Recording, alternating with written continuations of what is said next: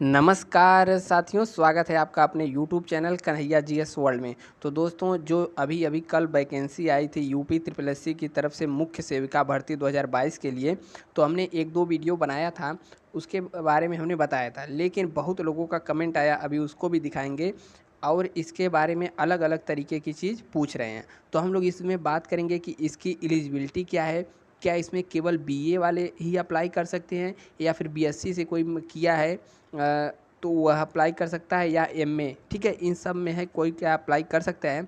इसके अलावा इसमें केवल मेल कैंडिडेट्स मतलब इसमें केवल फीमेल ही अप्लाई कर सकती हैं या फिर मेल भी कर सकते हैं, इसके बारे में बात करेंगे और देखेंगे कि इसका सिलेबस क्या है, ठीक है, और इसका ऑनलाइन कब से होगा, इसका एग्ज़ाम कब तक हो सकता है, और सैलरी भी के संबंधित भी कमेंट आया था, सैलरी इसकी कितनी रहती है, इसमें पेट लागू होगा कि नहीं, अपीयरिंग वाले स्टूडेंट इसमें भाग ले सकते हैं कि नहीं, इसकी एज क्या रखी गई है, टोटल पोस्ट आपको पता ही हो गया होगा।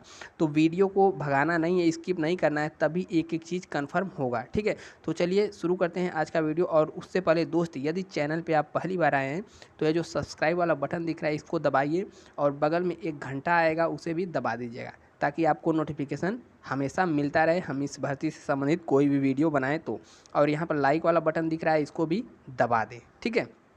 तो देखिए यहाँ पर कमेंट देखिए, बहुत सारे लोगों का कमेंट हमने लिया है कि क्या होम साइंस से बीएससी वाले एलिजिबल हैं। और इसके अलावा देखिए यहाँ पर कमेंट पढ़िए आप, क्या बीएससी वाले भर सकते हैं कि नहीं, क्या यह केवल मेल के लिए है कि नहीं, ठीक है, यह सब आप ही लोगों का कमेंट यहाँ पर है, ठीक है। और इसके अलावा यहाँ पर सिलेबस क्या है, उसके बाद यहाँ पर देखेंगे तो केवल हम बीए सेकेंड ईयर तक सोशोलॉजी लिए उसके बाद भर सकते हैं कि नहीं, ठीक है, पेट मांगा जाएगा कि नहीं, ठीक है, और इसकी सैलरी कितनी हो सकती है, यह सब देखिए बहुत सारे कमेंट हमको प्राप्त हुए हैं। ऐसे ऐसे बहुत हैं, लेकिन कुछ है जो देख लीजिए, ठीक है। और क्या इसमें मिनिमम 3 ईयर पढ़ना ज़रूरी होता है। तो चलिए सबसे पहले पहला आपका सवाल यहाँ पर शुरू होता है कि इसका ऑनलाइन कब से होगा।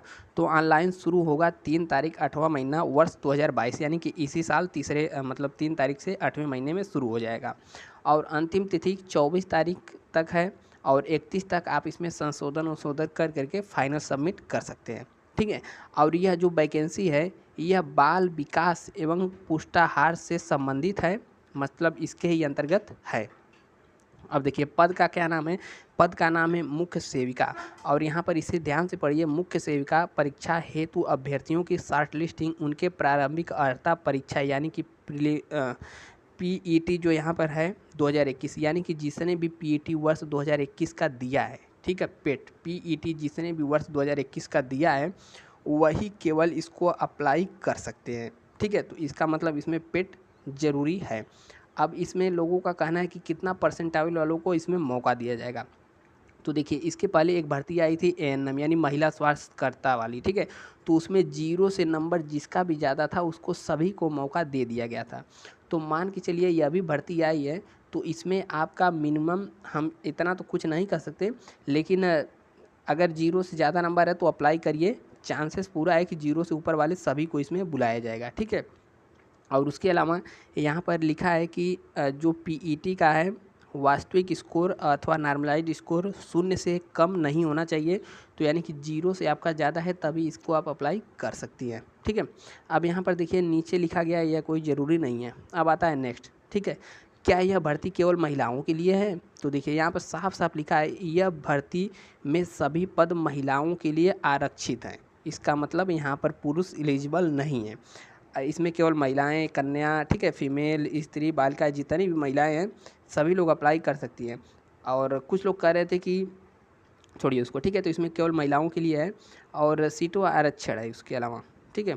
और उत्तर प्रदेश महिला के मामले में पिता पक्ष में निर्गत प्रमाण पत्र यह सब तो रहना ही चाहिए। इसके बारे में हमने एक वीडियो बना दिया है, आपको नीचे मिल जाएगा या चैनल पे चले जाइए, वहाँ डिटेल ये सब मिल जाएगा। अब नेक्स्ट यहाँ पर आता है कि इसमें एलिजिबिलिटी क्या है। तो एलिजिबिलिटी वाला यानी कि शैक्षिक अर्हता के बारे में हमने पेज खोल दिया, इसे ध्यान से पढ़ा जाए। तो यहाँ पर लिखा है कि अनिवार्य अर्हता है, यानी कि यह चाहिए ही चाहिए। उत्तर प्रदेश बाल विकास सेवा एवं पुष्टाहार अधीनस्थ सेवा नियमावली 1992 के तहत यह क्या कहा गया है कि कोई भी अभ्यर्थी यदि भारत में विधि द्वारा स्थापित किसी विश्वविद्यालय में एक विषय के रूप में समाजशास्त्र, तो यहाँ पर मार्क लगाइए, ठीक है। का पहला समय आपका समाजशास्त्र होना चाहिए और दूसरा समाज कार्य, ठीक है, यह गृह विज्ञान, समाजशास्त्र, समाज कार्य या गृह विज्ञान, यह इसके अलावा बाल पोषण और बाल विकास के साथ कला में स्नातक, इन तीनों डिग्री में से आपका कोई भी है स्नातक यानी कि ग्रेजुएशन बीए, ठीक है, इन तीनों में से कोई भी है तो आप अप्लाई कर सकते हैं। अब इसके अलावा यहाँ पर लिखा है कि इसके अलावा सरकार द्वारा उसके समकक्ष मान्यता प्राप्त कोई भी उपाधि रखती हो, यानी कि इसके समक्ष यदि कोई भी आपके पास डिग्री है जो इसके समकक्ष है तब आप अप्लाई कर सकते हैं। अब यहाँ पर 2-3 कन्फ्यूजन लोगों का है कि हमने बीएससी कर रखा है कि बीएससी कर रखा है होम साइंस से, तो यहाँ पर देखिए होम साइंस यानी कि गृह विज्ञान, तब तो आप एलिजिबल हो गए पूरी तरीके से, ठीक है। तो बीएससी होम साइंस वाले यहाँ पर एलिजिबल हैं। अब यहाँ पर और डाउट है कि हमने केवल दूसरे ईयर तक या जो तीनों विषय हैं केवल 2 वर्ष तक पढ़ा है, लेकिन तीसरे ईयर में हमारा सब्जेक्ट चेंज हो गया है, तो ऐसे में अप्लाई नहीं कर सकते हैं, ठीक है। कि आपका फाइनल ईयर में यह तीनों में से या इसके समकक्ष कोई विषय होना चाहिए। अब तीसरा सबसे बड़ा लोगों का क्वेश्चन है कि हमने कर रखा है बीए कर रखा है किसी और से, या फिर बीएससी कर रखा है मैथ से या फिर किसी और से कर रखा है, लेकिन फाइनल में जब हमने एमए में एडमिशन लिया तो एमए में इन तीनों में से एक सब्जेक्ट ले लिया है, ठीक है। अब देखिए इसके लिए हो जाता है यहाँ पर उत्पन्न कन्फ्यूजन, क्योंकि यहाँ पर लगा दिया है समकक्ष, और समकक्ष में देखें तो ऐसी डिग्रियाँ मान्यता प्राप्त मतलब इसमें एलिजिबल हो जाएंगी, क्योंकि इसके पहले भी बहुत सारी वैकेंसी आई हैं उसमें समकक्ष लिखा था और उससे हायर डिग्री वालों को उसमें मौका मिला था, ठीक है। तो इससे ऊपर की डिग्री हायर डिग्री यानी कि एमए में आपने यह कर रखा है तब भी आप फॉर्म ज़रूर भरें, क्योंकि भरना ज़रूरी है, पता लगे बाद में आयोग कह दे कि आप लोग एलिजिबल हैं। वैसे तो समकक्ष में देखा जाए तो आ जाएगा, क्योंकि इसके पहले भी बहुत सारी वैकेंसी आई हैं हम देखते हैं, तो उसमें मांगा रहता है डिप्लोमा और बीटेक वाले भी सेम सब्जेक्ट वाले अप्लाई करते हैं और उसको सरकार यानी कि आयोग मान्यता दे देता है। तो ऐसे में आप लोग यदि एमए कर रखा है इन सब्जेक्ट में तो ज़रूर फार्म भरें, और वैसे भी पैसा कहाँ लग रहा है, 0 रुपया लग रहा है, 25 रुपया के लगभग लग रहा है, तो कोई ज़्यादा नहीं है, तो आप सभी लोग इसको आवेदन कर सकती हैं। अब इसके अलावा और जिन्होंने दूसरे ईयर में ही सब्जेक्ट छोड़ दिया है वह यदि भरना चाहती हैं तो इसे भर सकती हैं, ठीक है। या अब बाद में हो सकता है आयोग पलट जाए या फिर कुछ और हो जाए, तो इससे संबंधित आपका डाउट हो गया होगा दूर, ठीक है। अब बहुत सारे लोग कह रहे हैं कि हम देखिए यहाँ पर कमेंट में कि क्या इसमें मिनिमम 3 ईयर पढ़ना ज़रूरी है, तो देखिए 3 ईयर इसमें कहा गया है स्नातक, स्नातक होना चाहिए आपका उस तीनों सब्जेक्ट में, ठीक है। तो तीनों सब्जेक्ट में से यदि स्नातक है तो आप फॉर्म को भर सकते हैं। और यहाँ पर सर सेकेंड ईयर में होम साइंस था लेकिन थर्ड ईयर में कुछ और हो गया, तो देखिए ऐसे में तो एलिजिबल नहीं है, लेकिन आप फॉर्म भरना चाहें तो भर सकते हैं, पेपर भी दे सकते हैं, लेकिन आपको फाइनल में दिक्कत होगी, ठीक है। और पोस्ट ग्रेजुएशन तो मांग ही नहीं रहा है, हाँ पीजी तो नहीं मांग रहा है, वही तो कहें कि पीजी इसमें नहीं मांग रहा है, हालांकि समकक्ष में कहीं कहीं इसे देखा जाता है, तो फॉर्म भर सकते हैं। अब देखिए अब क्या आता है डाउट आयु सीमा को लेकर, तो देखिए आयु सीमा इसमें मांगी गई है 21 वर्ष से 40 वर्ष। अब 21 वर्ष मतलब आप 1 जुलाई 2022 को 21 वर्ष मिनिमम हो और अधिकतम 40 वर्ष तक, यानी इसके पीछे जाकर अपना जोड़ घटा लीजिएगा, यानी कि 1 जुलाई 2022 से उम्र लिया जाएगा, ठीक है।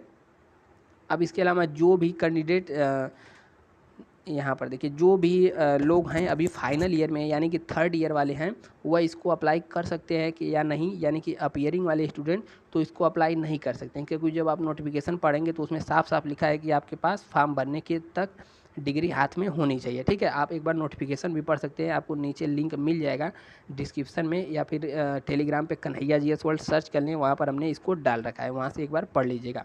अब यहाँ पर सबसे बड़ा सवाल इसका सिलेबस क्या है, तो देखिए सिलेबस अभी इसका जारी नहीं किया गया है, लेकिन एक अनुमान लगाया जा सकता है कि जैसे महिला स्वास्थ्यकर्मी वाले में यानी कि ANM वाले में सिलेबस दिया था कि उनके ट्रेड से यानी कि उनके जो नौकरी है उससे संबंधित, उनके विषय से ही संबंधित 100 से 100 क्वेश्चन पूछे गए थे।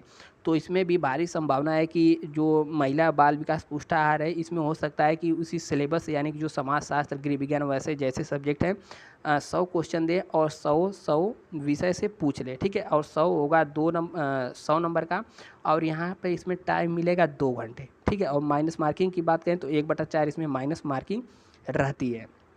अब सबसे बढ़िया सवाल यहाँ पर सैलरी कितनी मिलती है। तो नोटिफिकेशन में लिखा था कि 2800 ग्रेड पे की सैलरी है, ठीक है। 2800 ग्रेड पे, इसका मतलब ये नहीं कि 2800 मिलेगा, इसका मतलब सब ले देकर देखा जाए तो इसमें सैलरी बन जाती है, ठीक है। तो 2800 ग्रेड पे सैलरी मतलब इसमें 28,000 से लेकर के 28 नहीं 29,000 से लेकर के 30,000 तक यहाँ पर मिल जाती है। 29,000 से लेकर 30,000, ठीक है। इसमें घटता बढ़ता भी रहता है, तो 29,000 मिनिमम मान सकते हैं, 29 से 30,000 के बीच में सैलरी रहेगा। और यहाँ पर क्या होम साइंस से बीएससी वाले एलिजिबल हैं? बिल्कुल एलिजिबल है, एकदम एलिजिबल है, ठीक है। और क्या इसमें पेट लगेगा कि नहीं, तो हमने पहले ही बता दिया कि इसमें पीईटी होना ज़रूरी है, ठीक है। अब इसके अलावा कोई और डाउट हो तो नीचे कमेंट में ज़रूर करें। उम्मीद है जहाँ तक हमने वीडियो बनाया कोई भी डाउट रहना नहीं चाहिए, ठीक है।